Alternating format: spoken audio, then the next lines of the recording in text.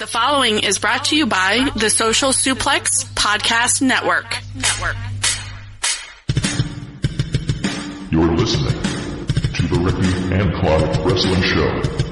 Listener discretion is advised at all times.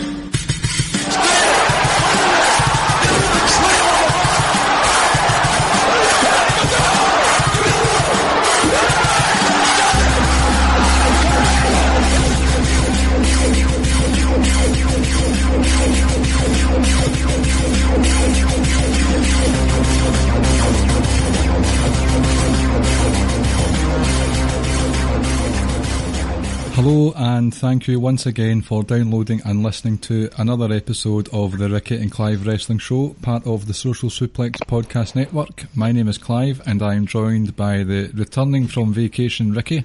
How are you this evening, Ricky? And how was your holiday in Turkey? Yeah, I'm glad to be back. Holiday was good. Yeah, it was very good, very hot. I had a good time away with the wife and kids. Come back with a tan, believe it or not, but yeah, a good week away. As you probably noticed on Facebook. Yes, your attire choice per day was quite the nice wee diary to keep track of you. Yep, and contrary to what you believe and what some others might believe, I did actually step away from the mirror. I thought you were going to say contrary to what other people believe, jorts are cool. Well, I mean, they are depending on the style and etc. and how you're wearing them. John Cena style kind of jorts, like, no, that's not for me, but each to their own. Okay. Thanks for listening to the Ricky and Clive Fashion Show.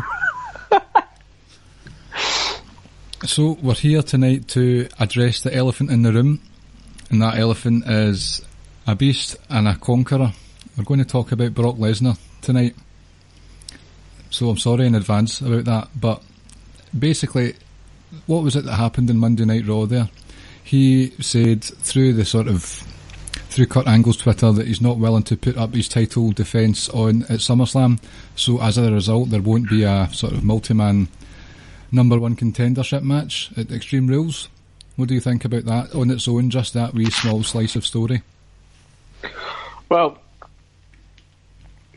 there's obviously going to be a number one contenders match. Whether it's a multi-man or just a one-on-one or whatever. It's just sort of continuing the whole Brock doesn't care about wrestling, he's disrespectful, he's wanting just all he's after is the money sort of thing. So in that sense, that kayfabe storyline, it just sort of it continues that. But there's going to be a number one contenders match. It's just that who's going to be in it and whether we do go through a multi-man match. But did they not say we need to postpone the number one contender match? I mean, that must be said in kayfabe though. Like, I know the whole. On you go. Go on, sorry. You go. Like, it is. It's just purely kayfabe. Like, you can't now all of a sudden be like, oh well, we're cancelling it because Brock decides he's not going to do it. And it's like, well, hold on a second. Like, you're contractually obligated to appear probably or whatever. You'd imagine so anyway, considering how big SummerSlam is. It's one of the big four. Like, for me, it's kayfabe, and it's just continuing that whole storyline that Brock doesn't care and he's a part-timer and all he's there is for the money. Right, I get the story they're going with is that Brock is sort of reneging on his deal, that he has to have contractually obligated matches. And a lot of the vitriol that people feel towards the Universal title scene on Raw at the moment is that Brock's not there, so fuck Brock and all that carry on. At the end of the day, Rich Slatter himself said it a few months back, leading up to WrestleMania, when they had the whole storyline with Roman Reigns calling out Brock for his part-time nonsense and not being there, hiding behind his contract. It's Vince that's writing that. And you've said yourself, I'm not sure if you're on the if you're at it or not, but you admire Brock. Now, fair enough. That's but correct. So this is truth, a hot take. You do admire him. I don't know how anyone can't. Like, let me put in from a business point of view, I admire him. That's all it is. So when someone says Brock's being disrespectful or whatever, and it's like, right, well, if your boss turns around and tells you that you just work 5 days a year and we'll increase your salary by 10 times, are you honestly going to turn around to your boss and say, no, I won't do that, I'll continue working all these long hours at the wage I'm on because it's honest, it's an honest working way? And it's like, no, that's absolute nonsense. So all he's doing is just getting as much money as he can for him and his family. It's like, how can you knock that? How can you not respect that from like a business point of view? So now, when it comes to what you watch, when it comes to his matches, that's different. I'm not a fan of Brock Lesnar, the Universal Champion. I'm more so, like I said, I admire and respect Brock Lesnar, the businessman, as opposed to, like I said, the wrestler. The same with everyone else. You're just now at a point where, like I said, I don't personally hate Brock, but the title needs to be there every week. It needs to be defended at every pay-per-view. Like, I'm not even saying defended on Raw, because those days are well and truly long gone.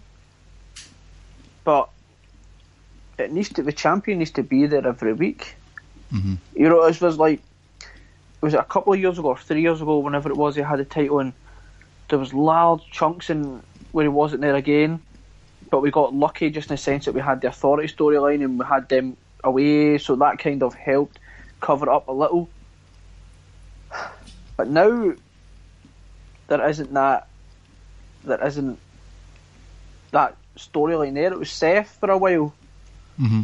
But to me, it doesn't matter how great Seth's matches have been, how great the IC title is, but you need to have your main event title there every week, and the champ has got to be there every week. And like I say, I think there isn't a person out there that didn't think Roman was going to win at WrestleMania.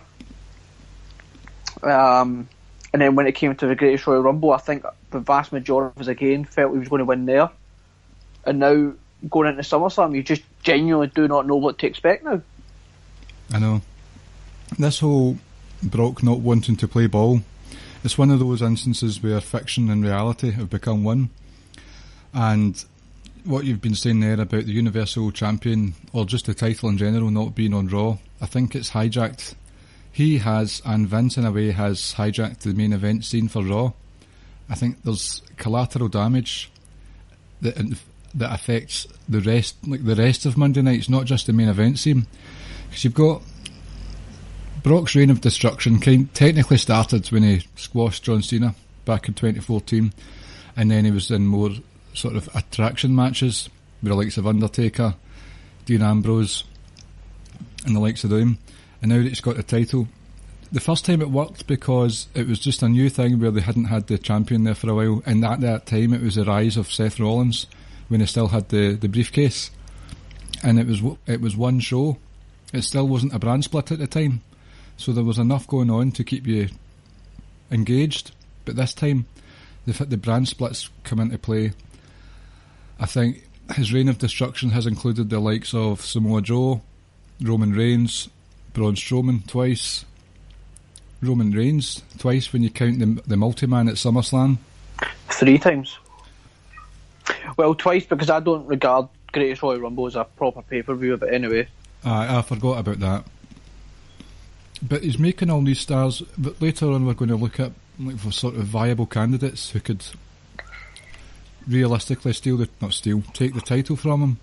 But all these big stars, I think they look stupid as a result, because he's toppled them all. In effect, they've been squash matches because they've lasted no longer than 10 minutes. The one that lasted the longest, apart from Roman Reigns, was probably the AJ Styles match, which wasn't even a title match. But that was a great match, though. It was a great match. and that's another annoying thing. There was a debate, a sort of tongue-in-cheek debate maybe, when people were calling out Brock Lesnar for defeating CM Punk's reign for 434 days, and it was only like 11 or 12 title defences, and they were comparing that to Okada's.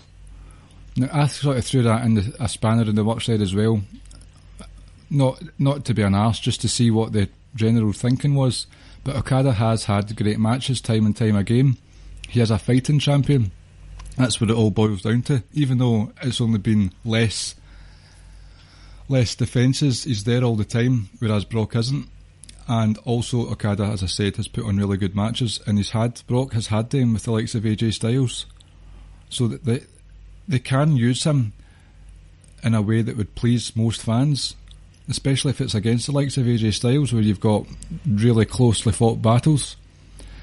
The Goldberg stuff, I wasn't really a fan of. You've got someone who's 50 years old defeating him.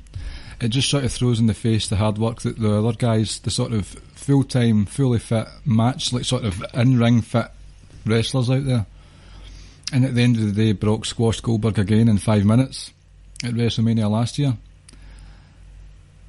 I think as well, a lot of these stars that I've talked about, they look stupid as a result, and I feel as if they're fighting over nothing at the moment. I know it's kind of changed now with Braun Strowman winning the briefcase recently, but it's kind of like, how would I put it? One Flew Over the Cuckoo's Nest, where you've got all the inmates that are just arguing amongst themselves, and then they're told to stand in line whenever Nurse Ratchet comes in and tells them to. That's what it feels like to me, and it's pointless. And as a result, this knock-on effect has sort of, in a beneficial way, it's made Seth Rollins' IC title story the main thing that's going on in Raw, which is good. But the rest of it, mid-carders just fighting over nothing at the moment. What do you think about the effect it's had on the sort of structure and the hierarchy? Well, when you look at it like this, right, when you've got either people in MMA or boxers, their sole aim, well, two aims, is obviously to make as much money as possible, but to be king of your division or queen of your division.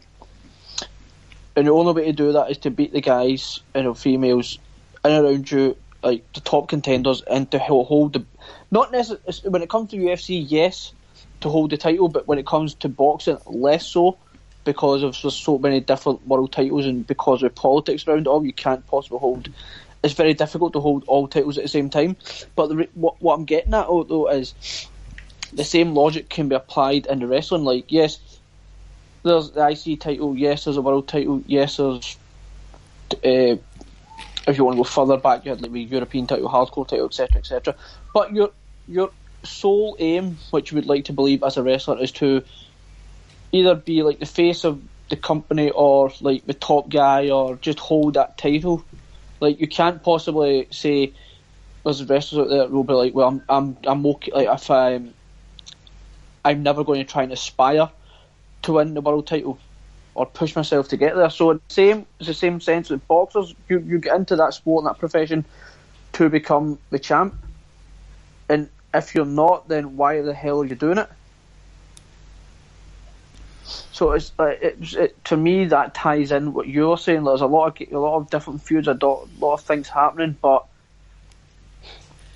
ultimately they're on the road to nowhere if the champ isn't there to defend his title. And if he's not there, then why are you having these different types of feuds? Like, what is the end result? What is the end game for this? I mean, there's going to always be the rumours that Roman Reigns will finally be the one to dethrone Brock, even with Braun Strowman holding the briefcase and the run of form that Seth Rollins has been on, especially now that he seems to... I don't know if he's lost the IC title for a long term or if he's going to win it back at Extreme Rules, but with him losing that IC title, the option's there for him to go into that, if there is going to be a number one contender match. So the people are starting to queue up as to who could be the next contender. But there's always going to be the rumours floating about Roman Reigns versus Brock Lesnar at SummerSlam. I mean, again, I'm not really going to count the Greatest Royal Rumble one. Brock Lesnar destroyed Roman Reigns at WrestleMania. He beat him literally to a bloody pulp. It was like a 20-minute squash match. He beat him worse now than he did last time. Like, so much worse.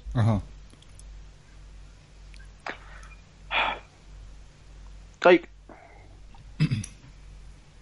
I know we were going to touch on who we think should be challenging him, etc. I don't know if you want to touch on that right now, or... Aye, go for it. This is like... So, I'll paint out a couple of scenarios. The first one is just in a landscape how it is right now. So, if I'm going to continue from next week, or when you get to Extreme Rules, for instance, multi-man match, or Bobby Lashley versus Roman Reigns, which, by the way, could be a good match as well. I personally, when it comes to Extreme Rules, I would have Braun come down, either pull the ref out the ring, or clothesline both guys at the exact same time. Ding, ding, ding, no contest. Brock gets on the mic. Braun gets on the mic and says to Brock, "I'll see you at SummerSlam," and holds out his briefcase, implying I'm cashing in at SummerSlam, and it's not going to be the typical heel way to do it. It's, I'm letting you know the day and time, and that's when I'm cashing in, and this is a match. And if you don't that's turn up, how I would do it. So they could put something in so far. They could put something in there that says, if you don't turn up, then I'm going to win the title. You have to forfeit it. But whose contract holds more power? But that's the thing, though. That's when you can, from a kayfabe point of view, then you would just have other people step in. Mm-hmm. See, I think I don't think it's going to be Roman. I really don't. No. If I also don't see that scenario happening that I've just said either. Although I think it might. Like, that's how I would book it, but I don't think that will happen. Mm-hmm. I think it'll be Lashley. And I said this pre-WrestleMania. Oh, sorry, right after WrestleMania. The day after, I remember saying to you that it'll be Bobby Lashley that wins the title. And I think that's what they're going to go with at SummerSlam. And it's not ideal, but as long as we get that title off Brock. As long as I couldn't care less who it is. Rance threw it out when he messaged us. It should be Kurt Hawkins. That's the ultimate way to end his streak. Even if it was Kurt Hawkins or if it was James Ellsworth, I couldn't care less. I just want the title off Brock now. Mm-hmm. The Braun Strowman one, there are ways to get round it. One thing that has bothered me about Braun Strowman's booking over the last 18 months or so is when it comes to go time, he comes across as naive. So he can rip a whole arena to shreds all he wants, but when it comes to the wrestling side of things, the 1-on-1 match he had with Brock at No Mercy, he was caught because he seemed to forget that Brock Lesnar had the MMA background with the submission stuff. And also when he was fighting with Kane as well in the triple threat at the Royal Rumble, instead of capitalising on that that power slam that he does on Kane, he decided to go for another one instead, which sort of helped Brock get a bit more respite in and then come in and break things up. So I know that's small things, but Braun came across as a bit stupid to me there. Now, maybe that was a plan to sort of make him seem a little naive. Not probably not, but no, I think it probably was. Maybe naive's a bit too strong a word, but in the grand scheme of things, he's been in the roster 3 years, coming up probably quite soon, anniversary time. But he didn't really come into his stride until after the first brand split, about this time in 2016. So that's 2 years where he started to show. That's not a lot of time, so I can understand him not being very sort of match smart, ring smarts. But what he has in his favour is out with the wrestling ring when the bell goes, he can cause destruction. I mean, he's literally tore scaffolding down on Brock Lesnar. He's beat him up countless times. So with him having that briefcase in tow, that gives a surprise element that he could do that whenever he wants out with a match, because that seems to be the common thing recently, where the cash-ins happen during a match or right after a match. But when was the last time, can you remember, where a cash-in happened as part of a segment? Oh, I mean, RVD cashed in at One Night Stand. Yeah, that was sort of pre-planned thing. What's his name? Sandow came down and interrupted Cena in the opening segment of Raw once, and kind of. Do you remember it? They had a real good match as well. Cena did it to Punk as well, did he not? He lost though. Aye, just the cash in general. So yeah, is there any more other than those three that I can think of off the top of my head now? I don't think so. There aren't many. So to do something like that, I don't know. I mean, they could sort of play into the storyline that Braun comes onto the mic and says Brock's real reason for not turning up is because I could destroy him at any moment. So he's literally hiding behind his contract this time, and doesn't want to turn up in case Braun just lets rip and cashes in. Yeah, but I think, like, first of all, in regards to Braun, after the match the first time with Brock, they got lucky because everyone still cared about Braun and he was still so over. Because that right there could have been a real momentum killer. And then again at the Royal Rumble, it could have been another momentum killer. I just feel like it doesn't make sense for someone like Braun, who's so big and so agile, so powerful,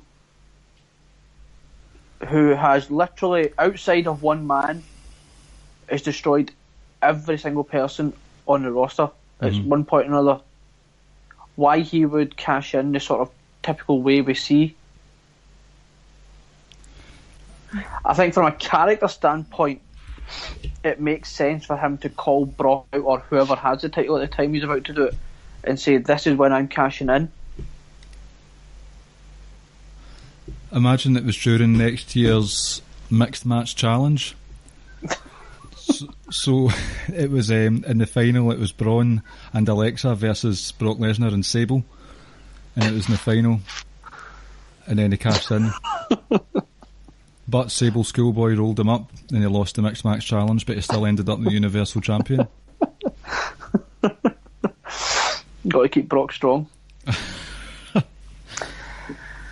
See, so my other one is that I think Lashley wins it. Like, there's two. The story's so easy to tell there as well. Like, you know, two former great college wrestlers, two former MMA guys, two former world champions, etc, etc, etc. He can match with power, he can match his speed, match athleticism, so I think that's the route they're going to go. Right. See, before I will touch on Lashley in a wee minute, but I just want to ask, since you were away last week, and we did talk about the Money in the Bank pay-per-view, but what are your thoughts on Braun Strowman holding that briefcase? Do you think it's a wee bit too late? A bit like, I think Rich was saying, this is like Dean Ambrose in 2016 again, where the momentum's passed and any title win that happens will just feel like a bit of a damp squib?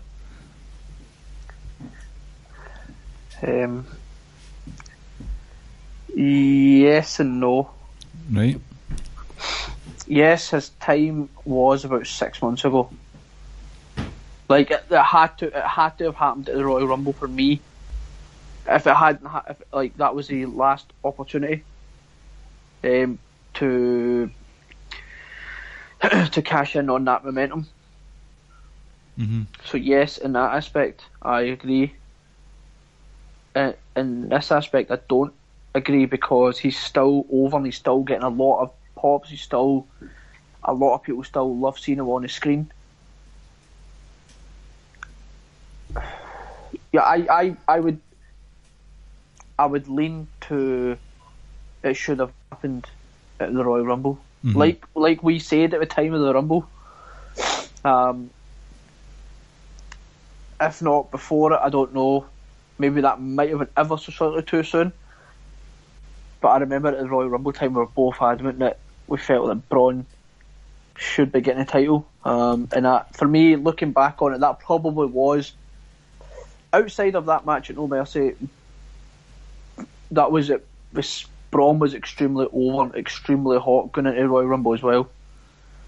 So my thoughts on him now holding the title, Money in the Bank. I honestly didn't think he was going to win it. As soon as Alexa Bliss won the women's, because I thought they would go 1-1. I thought they would give one briefcase to each brand. Well, it was 2 SmackDowns last year that won it. I know, that's true. So they're even. That is them even again. So maybe next year we'll see one from Raw and one from SmackDown. Maybe. But at the same time, I also just felt that, like I've said before, the best storyline and probably of all of professional wrestling you can tell was no longer can you do it, was Miz cashing in on Daniel Bryan the very night Daniel Bryan wins the title. Daniel Bryan goes on to win Royal Rumble and then they have the rematch at WrestleMania where Miz sort of gets his comeuppance. I thought they were going to go down that route. Maybe that was too obvious to do, but sometimes I think it's staring you in the face. Like, sometimes that is the best option. Yep, I agree. They can still do it though, you know. They can still maybe have like a triple threat or a fatal four-way or whatever that Daniel Bryan and Miz are both involved in, and Daniel Bryan's about to win, but Miz comes in, attacks him at the last second and steals a win. Daniel Bryan wins the Royal Rumble and then they have the match at WrestleMania. It just doesn't have the same sort of snake-like feeling that you would get from Miz if he cashed in on Daniel Bryan the moment he wins. So I was a bit surprised because I thought they were going to go down the Miz route. I guess you can just take solace in the fact that more often than not, when you cash in, you win it. That Braun is going to finally hold the title, and we'll get to see how he handles it, I suppose. Well, here's a curveball for you. I can't really see this happening, but he's one of the sort of main guys on Raw at the moment, although he's in a sort of almost comic feud with Braun Strowman. Kevin Owens is getting a lot of TV time, so he's still thought of well by creative, even if it is not in serious roles. He's got this thing going on with Braun Strowman. Do you think there's a possibility at all that the briefcase is up for grabs between those two at some point in the near future and Kevin Owens manages to win and inserts himself into the possibility of winning the title? This is just coming from a Kevin Owens mark, to be honest with you. I'm not sure of the credibility of it. I mean, you could do it.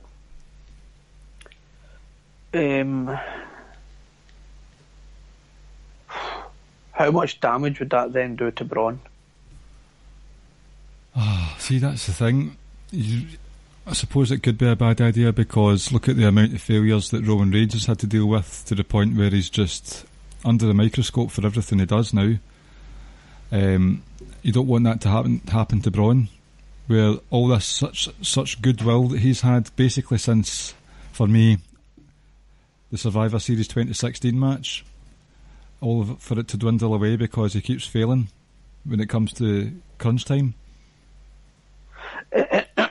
And maybe that's a story that they're trying to tell us, that Braun is a bit of a monster, but when it comes to like the last minute of a quarter of the last few moments of a big match, that emotion or like nerves, etc., get the best of him. I like the idea of Kevin Owens getting a Money in the Bank briefcase and then ultimately cashing in, hopefully, and getting the title again, because, like it says, him and Finn both never got the rematches. I just worry what kind of damage that would do to Braun and where you would then go from that point. I'm just thinking, because this is up for debate. Well, I don't even know if it is up for debate. Kevin Owens has had the most interesting Universal title reign. Do you agree or disagree? I mean, I don't think that is up for debate at all. Aye, because it was mostly laden with comedy with Jericho, but it was still the better parts of Raw at the time. Like, and I think, and I know, like, we all like to shit on Brock. Like, I've said to you that a lot of his matches, and everyone will agree, they're quite repetitive. You just kind of know what's going to happen. It's like that it's like organised chaos. Yes. But if you just take each match on its own, like, for the most part, I think everyone will say, well, I kind of enjoyed that match. So I don't want to shit completely on his reign, even though his reign hasn't been great. But, like, he's had a few good matches in that reign. But the problem is he's just never there. Uh-huh. Like, I enjoyed the Joe match. I thought when Joe attacked him right before the bell, I thought, oh, this is excellent. Yeah, and as far as I'm aware, that still counts. I know the bell hadn't rung at the time, but that still Yep. counts. That whole segment was part of the match, so I think I just felt deflated because of the way it ended. Yeah, and then you had the Fatal 4 at SummerSlam, which was good. It was excellent. You had the AJ match, which was pretty damn good as well. The Triple Threat Royal Rumble was decent enough. I didn't mind that one, actually. So, like I said, the matches, when you break them down, you'll be like, do you know what, they're actually... Now, they're not Shawn Michaels, Kurt Angle, Shawn Michaels, Undertaker or anything like that, but they're still decent, solid matches, and, like, you were kind of, especially on that SummerSlam one, you were on the edge of your seat throughout it, because it was absolute carnage. Who caused that carnage? In a positive, yeah, exactly, Braun. In a positive sense, that was. I think you just need to give Braun the title now. I'm not saying right this very second, but I think I wouldn't want him to win the briefcase to then ultimately lose it, because then to me it's just like I'm kind of close to being done and caring about Braun then.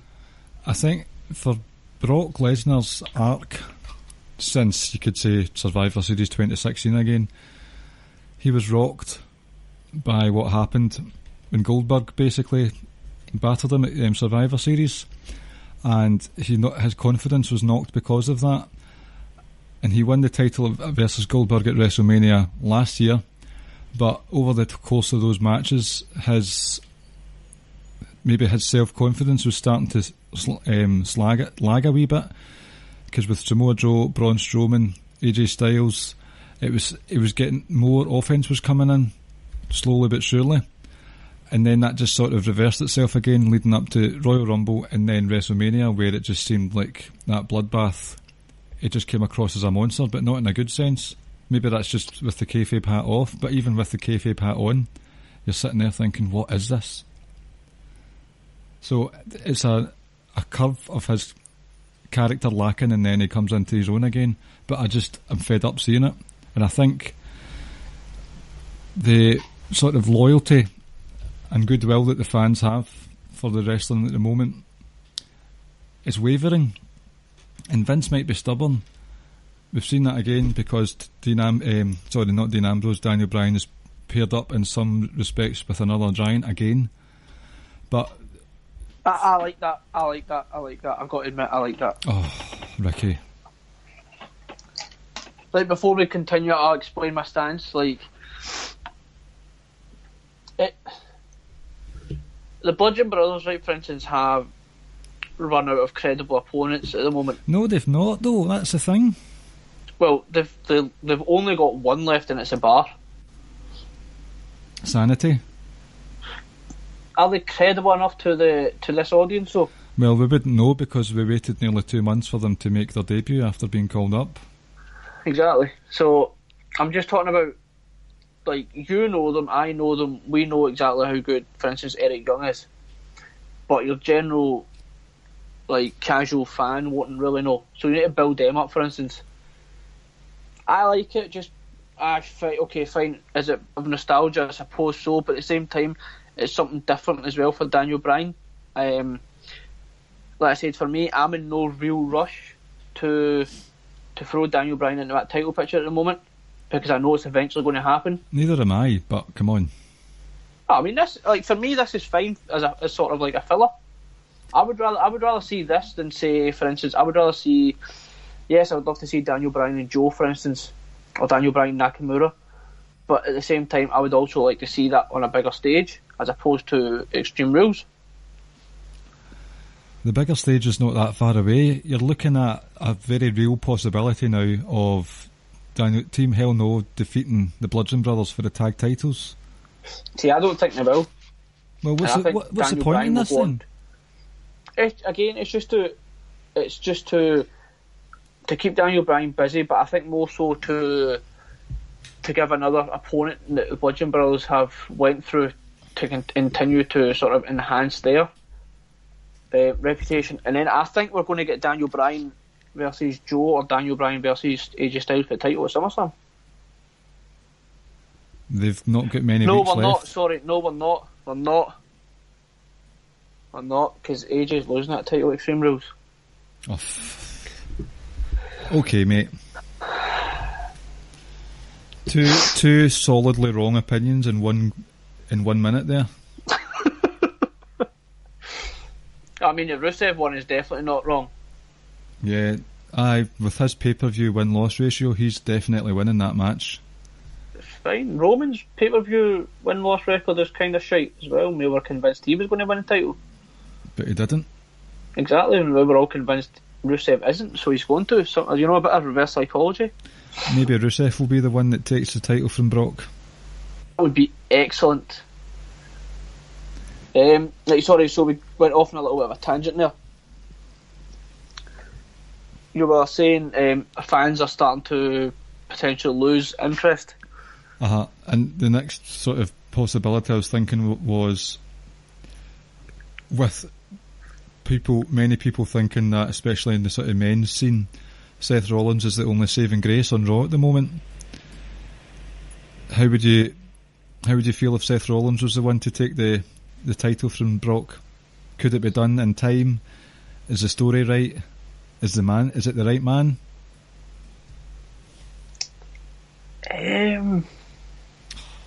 Yeah, from like a pure wrestling aspect, yes. But hear me out. Another dodgy opinion coming up. No, because look, I get the whole we want Seth Rollins, because like I say, as you know, I can't speak highly enough of Seth Rollins. I think he's unbelievable, right on par with like some AJ Styles and Almas is the very best in that company. I feel he's got two ready-made feuds for him when Ambrose and Jason Jordan come back, so he doesn't necessarily quote unquote need the title, if you know what I mean. Not yet, anyway. What? I think someone else could. Like I know who's going to. If I know whoever ultimately beats Brock is going to get such a huge rub. He's the one that finally beat the Beast, and I know I would love it for it to be someone like Seth. But the only reason I don't think it is because I think he's got those two feuds waiting when those two guys return. When they return, whenever that could be. Mm-hmm. And that's the only reason why I think they won't go with him, because whoever returns first, Jason Jordan makes sense to have a feud with him straight away, and then depending on what you want to do with the Dean Ambrose one, do you want to do it straight away? Do you want to sort of prolong that to WrestleMania? But that's two real good feuds for everyone to get excited about waiting on Seth, and that's the only reason why I don't think they would give him the title. Do you think Seth comes? I think Seth would be a good shout for a Royal Rumble win. I think it's going to be Daniel Bryan. What if it's those two left and they both go over the ropes at the same time? Vince comes down, blows his quads. That sounds familiar. Has that happened before? Maybe. And then just proceed to sit in the ring and flail about like a baby. No, I would love it to be Seth. I really would. I think the vast majority of us would. I think it's going to be Lashley. Although I also wouldn't be surprised if it went Lashley versus Roman versus Brock for the title. Another wee triple, another wee multi-man. And they do them the best, but I hope they don't, because I could see them sort of bitching out and having Roman pin Lashley or Lashley pin Roman. So technically Brock, they could go over that stupid nonsense. Oh, well, Brock wasn't pinned, so, he didn't lose or whatever. Make him look strong. Yeah, and I don't see why you would, because especially if he's going to leave and go to the UFC, why would you? Why wouldn't you give someone that rub?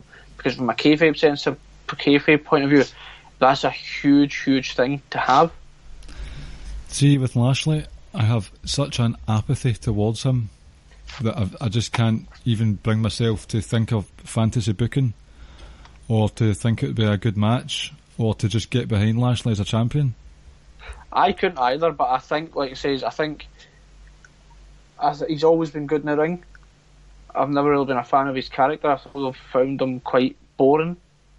I think in the ring he's good, but I think we're all just now at this point where we are just like, do we really give a fuck who wins the title now?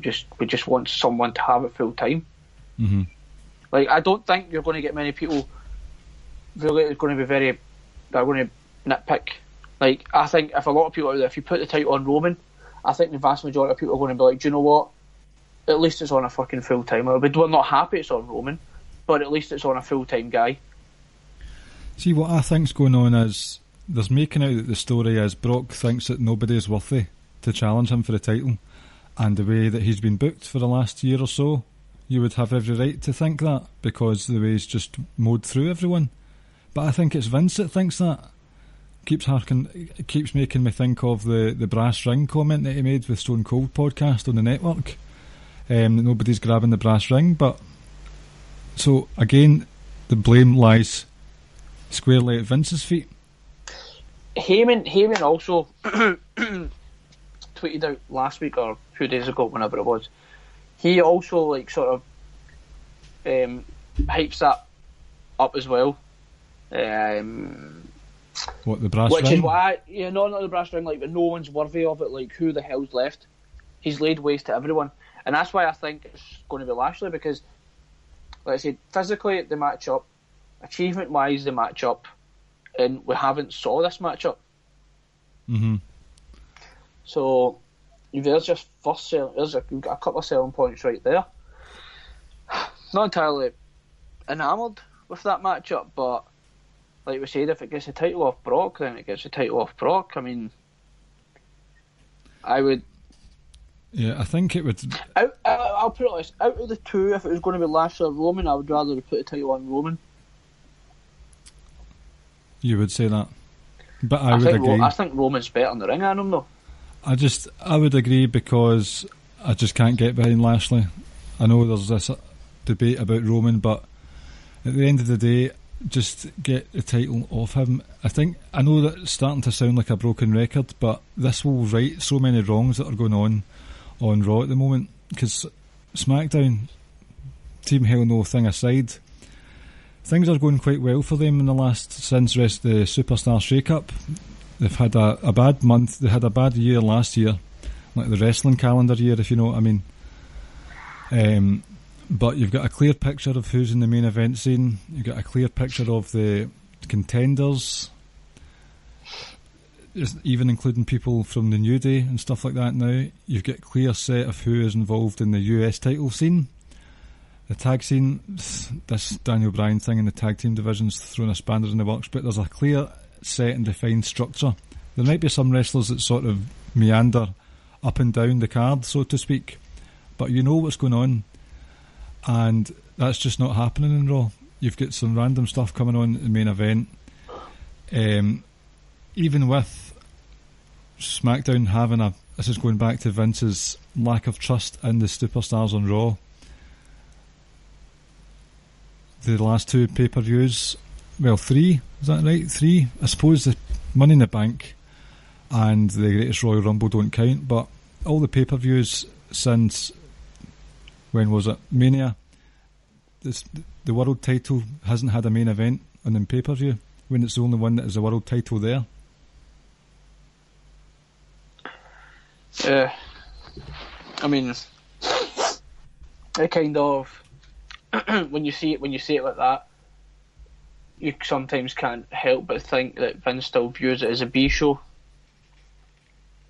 and whatever sort of happens there doesn't really matter. But did you see next year that'll change. Did you see the tweet that was sent out by WWE? What one? Fox Sports on October the 4th, I think. Don't quote me on that. I think date subject to change. But it was saying where it will be the home of the flagship show, SmackDown.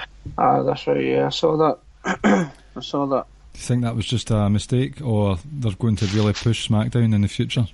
I think they're going to push SmackDown. I think next year you might see a lot of these. I think you're going to get potentially Roman, Seth, or Seth and Dean coming over to SmackDown. I think they're certainly going to get one of them. If that's maybe the case, even get somebody like a Braun over there as well. If that's the case, then they must have a Seth Dean program before one of them goes over. Yep, and I think they will. Let's say it's just a case of when they want to do that. Do they want to? I think Ambrose probably isn't back until SummerSlam time. I don't think. Can you prolong it to WrestleMania? That's the only thing. Do you need to, first of all? Oh, well, do we need to keep going with Brock's title reign?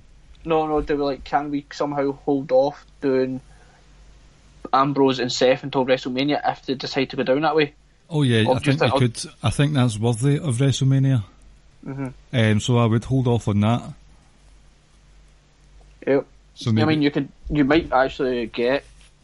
You never know. Could you get a Shield triple threat for title next WrestleMania as well? That is possible. Actually, that's still on the table. Yep.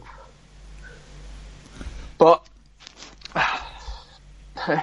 all this is irrelevant. It doesn't matter until we get the title off Brock, and that's what it all just sort of comes back to. That we need to get the title off Brock. Realistically, this podcast could have been over in a couple of minutes. We could have just said that from the start. Like, folks, get the title off Brock. That's it. Podcast over. Need some content for the network, though, pal. I think we've got 6 weeks or so until.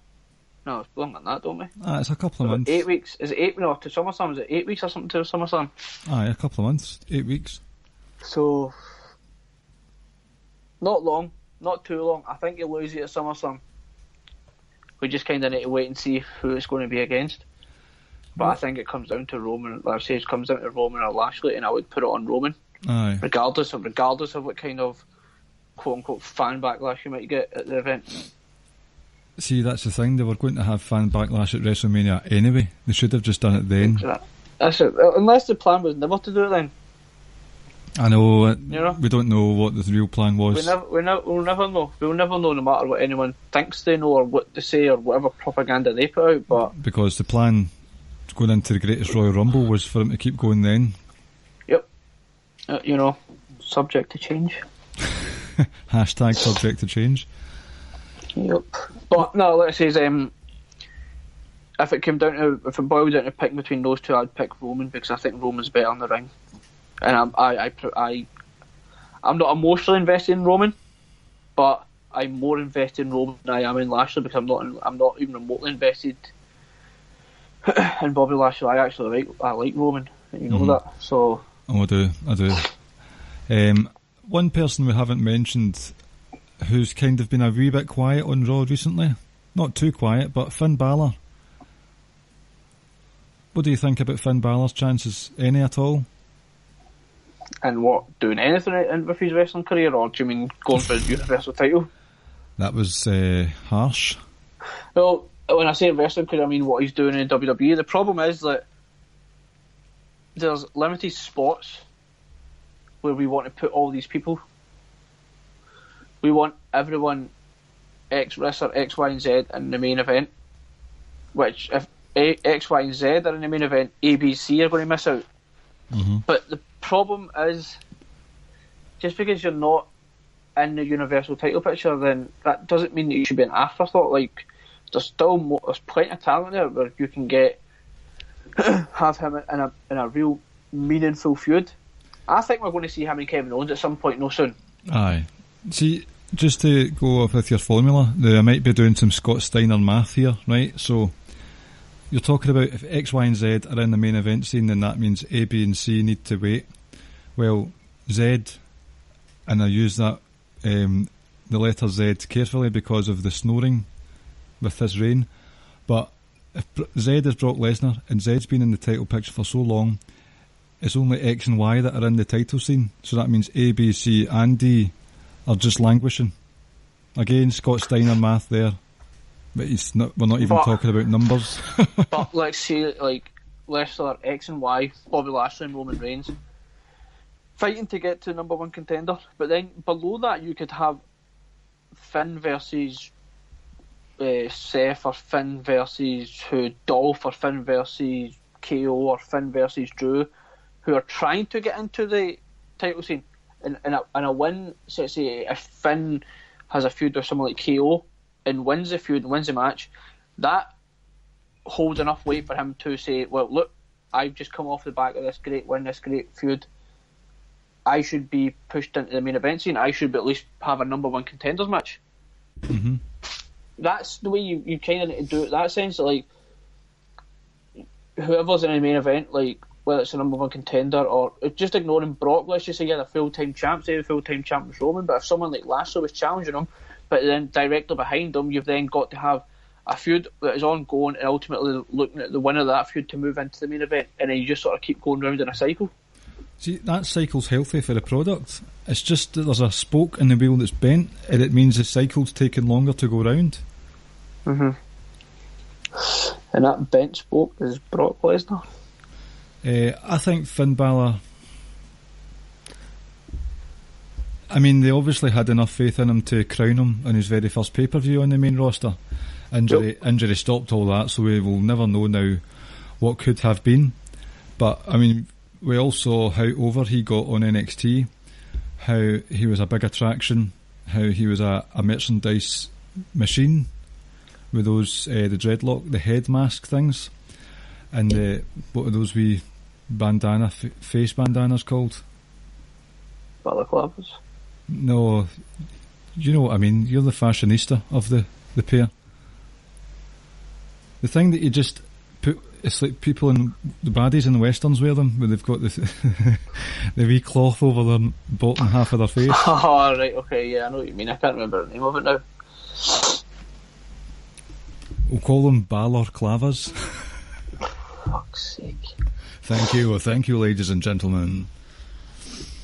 Do you remember the Shield used to come down in like those masks that are covering their faces as well?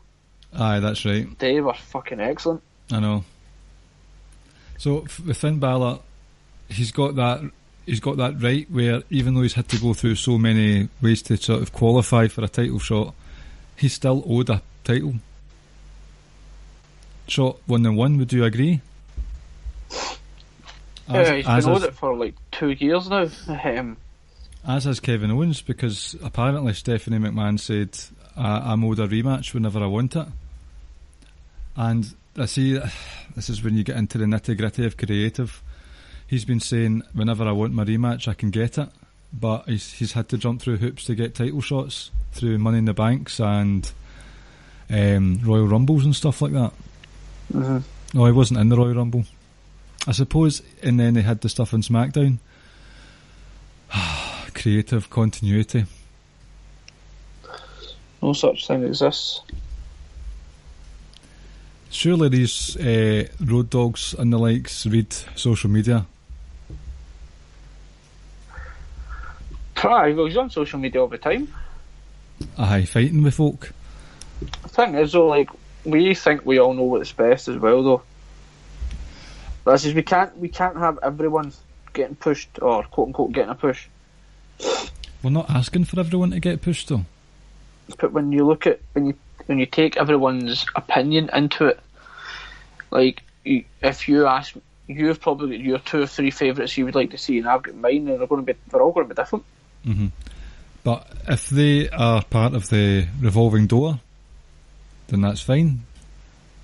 But it's just, again, like we've said, just get that title off him so we can get this back to a sort of even structured hierarchy like we've got on SmackDown. That's what it all just comes down to. Mm-hmm. It really does. And I don't know if it, like I say, to go back to what we were talking about, I don't know if it's necessarily turning people off or if it's losing more. It is turning people off. It is. Of course, it's it is. Not a lot of people don't like it, but I don't know if it's causing them to lose so many customers. Because like stock wise and value of the company now, it's at like all time highs. And I know when you look at the others, when people are going to turn around and say, yeah, but if you'd done this, and that, then the value of the stock of the company could be even higher. And I understand that, but well, I don't know. I think it is having a detriment on the product in that fan atmosphere has become quite toxic of late. And that's because of that. I know they've signed like mega $1 billion deals. They're in the sort of good news when you've got the likes of Ronda Rousey debuting and stuff like that. So commercially and sort of financially they're doing very well.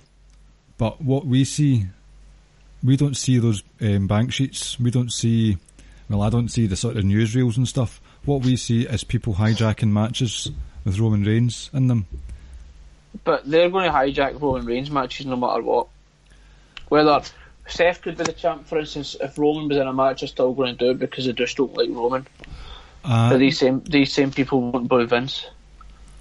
I think if Roman Reigns had the title, then there still would have been fan reactions, but they wouldn't have been moaning because he would have been in more blockbuster matches, more interesting rivalries with the likes of Seth. No, you don't agree? You're shaking your head at me here. I don't agree. So, do you think that the fans would have shat all over Roman Reigns versus Roman Reigns versus Seth Rollins? They would have shat all over that. Not to the extent that not what they've done with Roman versus Jinder. I think they would have. Let me word this properly. I think they would have divected it just at Roman and that's it. Right. Like I don't understand why people had such hatred towards Roman versus Jinder. Like look at it. It's a nothing match. It was in a nothing spot. It didn't. The winner of the feud gained absolutely fucking nothing. You're backing up the reasons for them shitting all over the match. By what? By saying it's a nothing match? Aye, those people have paid money for a nothing match, which means nothing. Well, I mean, in the grand scheme of things, really, Roman winning that match against Jinder, in me, doesn't really mean much. It would have meant more if Jinder won it. Aye. Right? So, but when you bring a beach ball to an event, like, you've already made your mind up about what you're going to do. You've made your mind up about that match. I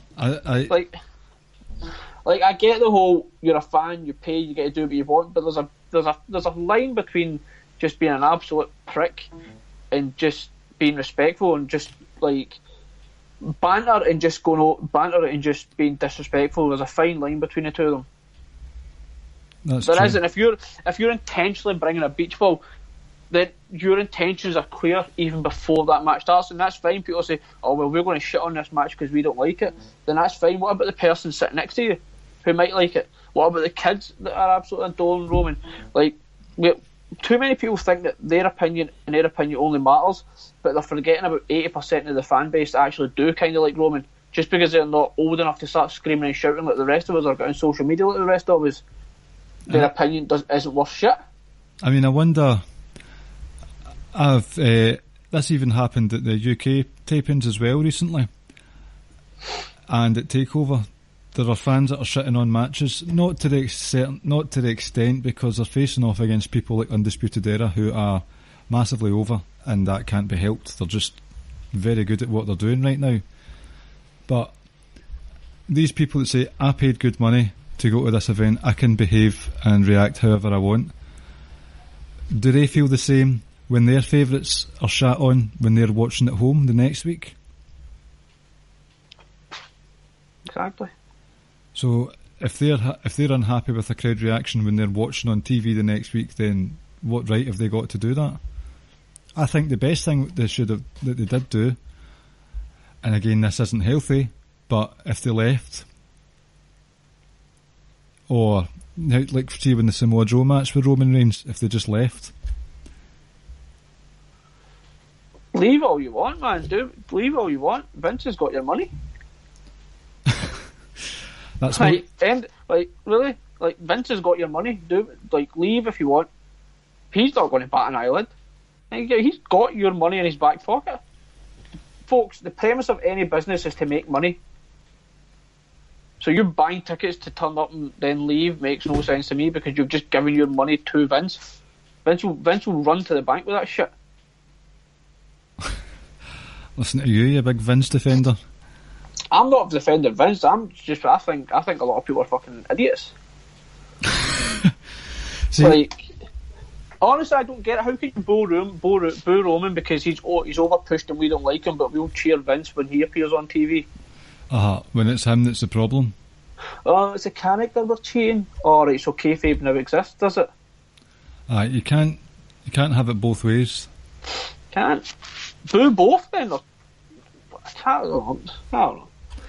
So, in a sort of slight segue, do you think, is there any signs, well, there probably aren't any signs, maybe with this XFL thing coming up, but do you think it's possible that Vince will sort of take a back seat with creative and not have such a dominating hand on what goes on the likes of Raw, so we get more palatable title reigns and stuff like that?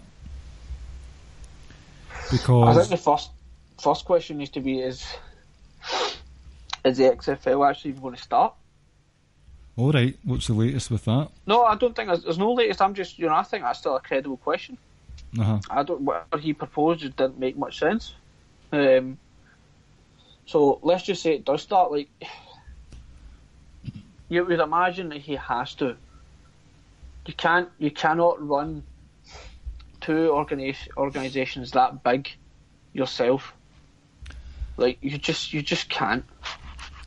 And the worrying thing is, say if he does, then the WWE could suffer from it, because the booking could get worse, or the decision making could get worse, or it could become more lazy. I would argue that with the likes of XFL organising deals with people in Saudi Arabia, working with commercial outlets with people like Ronda Rousey, all that stuff, I think creative is one of the last things in Vince's mind, apart from when it comes to the pay-per-views, because he's there and the Raws, so he's backstage, but I think for the rest of the week he's nowhere to be seen, and metaphorically nowhere to be seen, because he's too busy with other stuff. And that's why you get all these changes that don't make sense, because it appears that it's last minute, because the likes of Bruce Pritchard, they say things change at the last minute. It depends on what Vince has had to eat that day. So do you think maybe that he's just not caring, and people like Triple H have got more? Because I know we're not going to talk about it this week, but I would like to talk about it in the future. The NXT UK stuff that's been happening. That was, in terms of WWE anyway, I've not been that satisfied from 2 nights of wrestling in a long, long time. And I wouldn't even say that's bias. I just thoroughly enjoyed what I was watching. Triple H has got his finger on the pulse. There were even seeds sown for future storylines and characters for some of the wrestlers that I took note of. There's already this back and forth between the NXT, we'll call it NXT OG just for the sake of the conversation, and the NXT UK, where you have sort of transfer matches, the tag team title matches, the 6-man tag the first night as well. So it's like, get Triple H, just going to get Triple H booking the main roster properly. Because I think, although there's a lot of bad things being said about Triple H's past, he seems to have a better finger on the pulse at the moment, and I think it would benefit the main roster significantly. So I think the only thing I would say is I would tell you to just kind of approach it with some caution. There's a difference between writing 1 hour a week TV to potentially writing 3 or 5. Or sorry, it'll be 6 then, because you'll need to write NXT up 7, sorry, because it'll be 205 on top of that. Mm-hmm. And that's the only thing. It's easy enough to give enough content for a 1 hour show. Because, like I say, people don't need to appear every single week, and that's kind of the beauty of NXT, I think. You know, like I've said it before, less is more. Yeah, but there was talk of, they brought in Jeremy Borash. Is he not doing some sort of handing over the torch, passing of the torch for Borash to deal? Would you not agree with that? Well, what was he brought in for? I don't know I think he was just brought in to sort of help and be another sort of guy there to bounce ideas or whatever. I don't know if Triple H will ever let go of NXT. It's just like you said, it's his baby. I don't think he'll let go until he gets full and utter control of Raw. Then I think he might be forced to let it go. Uh-huh. So I don't think he gives up NXT for a while, unless he until he gets full control of Raw. He'll want to make sure. I mean, NXT continues. NXT OG is having quite a boom period in terms of popularity, booking the right champions and stuff at the moment. The problem is what you face, right? When you're NXT, you don't really need to answer to anyone. What do you mean? It's on a network, it's your own stuff, but when you're on Raw, you've got like board of members to report to, TV companies as well. But they're all going to have their saying what they want, and the audience is so much more different. So that's, like I say, I would seriously, I would just say approach it with a little bit of caution. Like, I'm all on board. I would love him to get control of Raw right now, because you would imagine he would do a better job. But I say there's a big difference between doing 1 hour a week to go to 3. I've heard on other podcasts that they would like to see a return to the format of bulk taping for the main roster. They especially did this in the New Generation show, the sort of mid-90s time, where they would have one live episode and then do a tape an episode. I know you can't do that with 3 hour Raws anymore, but what if they follow the same way that they've done this NXT thing, where they'll have a couple of tapings over a couple of nights, and then in a week or so they show that, so that helps you have sort of story continuity over at least 2 weeks, so you've got your plans in place? Or do you think there's just so much content these days that that's just untenable to do such a thing? I think it is. Like, I think from outside, I think we could be underestimating just how big a job it is to run Raw for 3 straight hours a week. And then on top of that, he's got 205. Mm-hmm.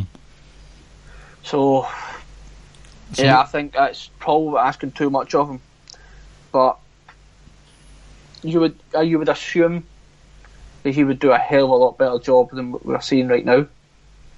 But I think at the same time, we kind of need to accept some of the things that happen on Raw, like on the main roster, because of, at the end of the day, it's not a wrestling company, it's a sports entertainment company in Vince's eyes. So that's why you get some of these special attractions or just some of the stuff that you might see.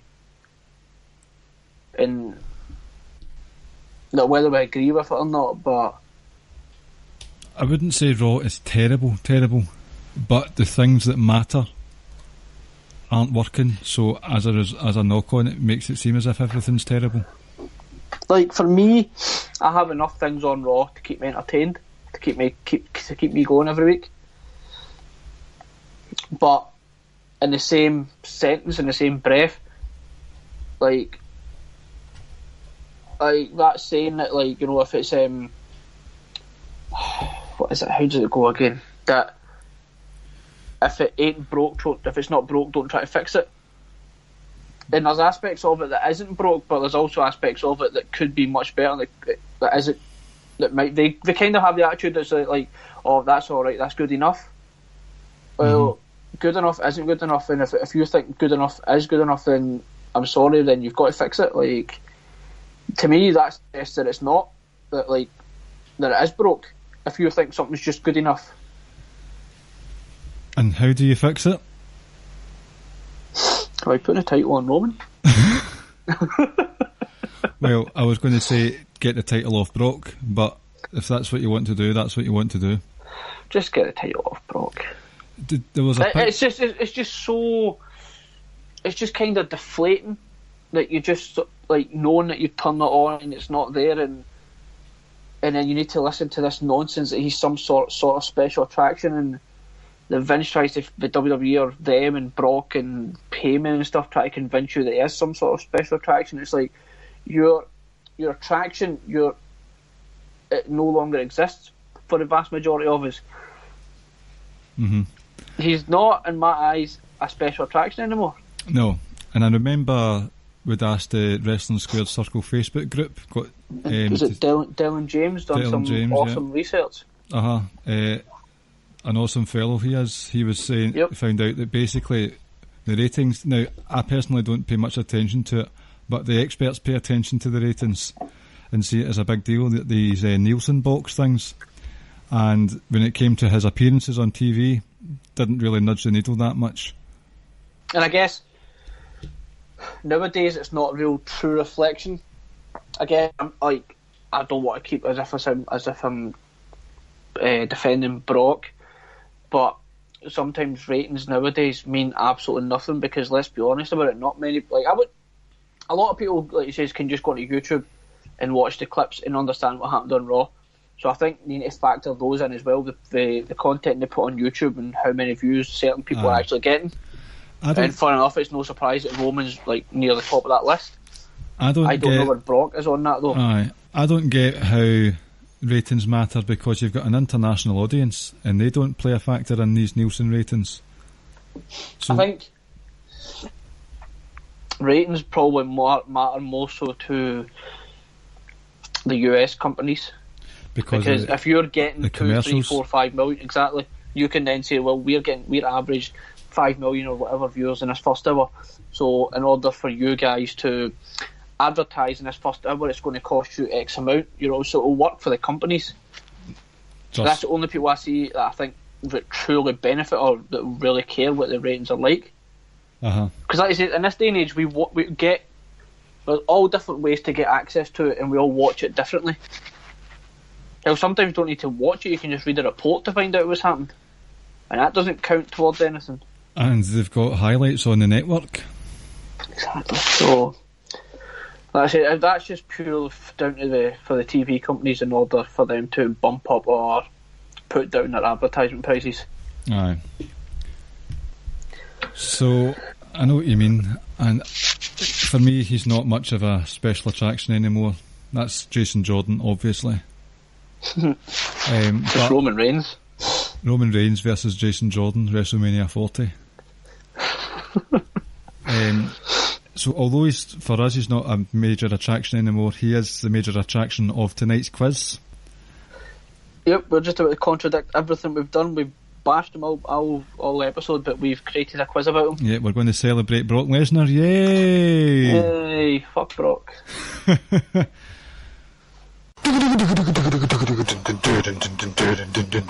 It's fucking quiz time with Ricky and Clive and friends. A fucking WWE quiz. Right, so as you know there, we've got a Brock Lesnar themed quiz, which is brought to you this evening by Fashionista Ricky, or Rico. Yep. Rico, will we call you Rico because he was a fashionista? You can just call me Ricky.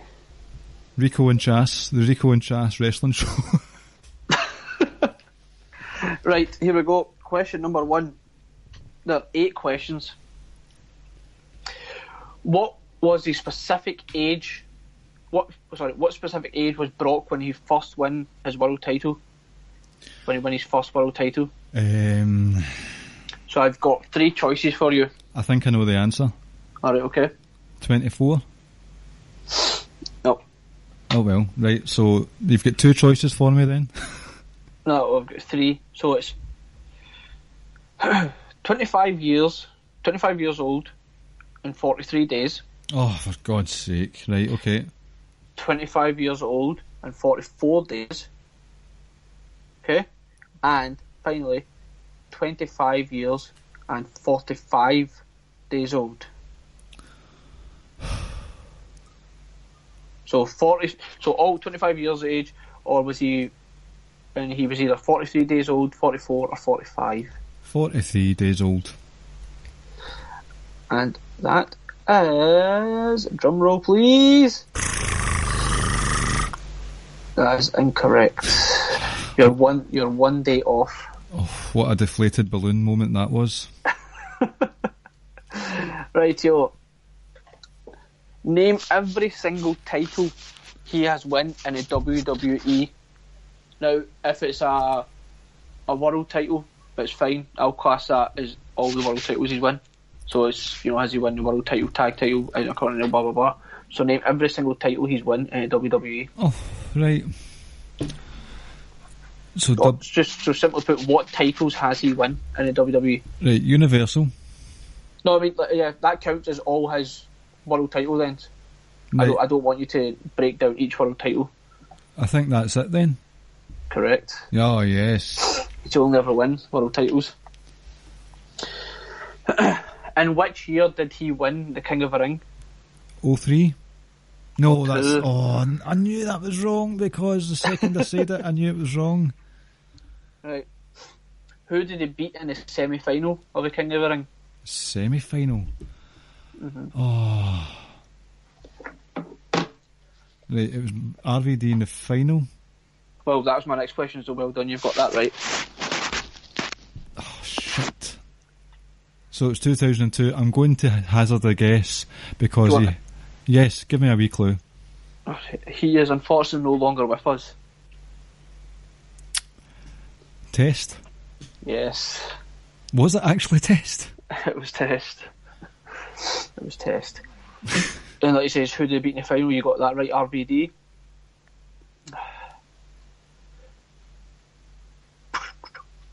Name all of the opponents he beat to win his world titles.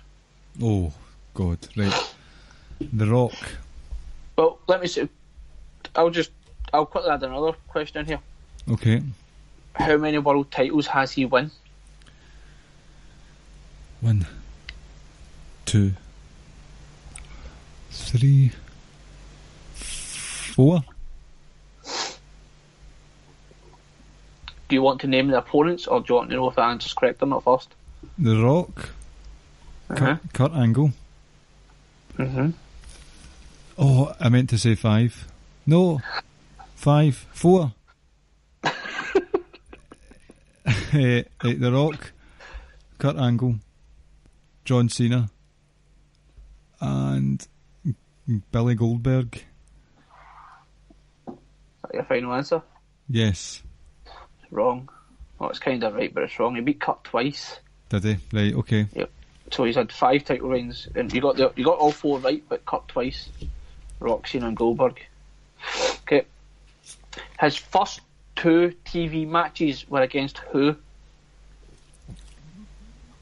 I think His first ever 2 TV matches. I think that were they both against the Dudleys? No, sorry, the Hardys. In which order? I think, alright, it was Judgment Day that was the handicap match, wasn't it? I'm going to say Matt first and then Jeff second. It was the other way around. Was it? It was Jeff first and then Matt. I can't remember what the pay-per-view was now. He beat Matt the following night on Raw. Right? Probably Backlash. In fact, it might have been. Who was his partner at Judgment Day 2002 when he took on the Hardys? Paul E. Dangerously himself. Yes, correct. I thought you weren't going to get that because you said it was a handicap match a minute ago. Ah, well, it kind of was a handicap match, wasn't it? No. And that is all the questions. How many did I get right? Well, no, you got that wrong actually, so I can't give you. You kind of did. You got 5 out of 8. That's not too bad, is it? You got the age one wrong, and then just by default you got the Kurt Angle one wrong. All his opponents you had to name.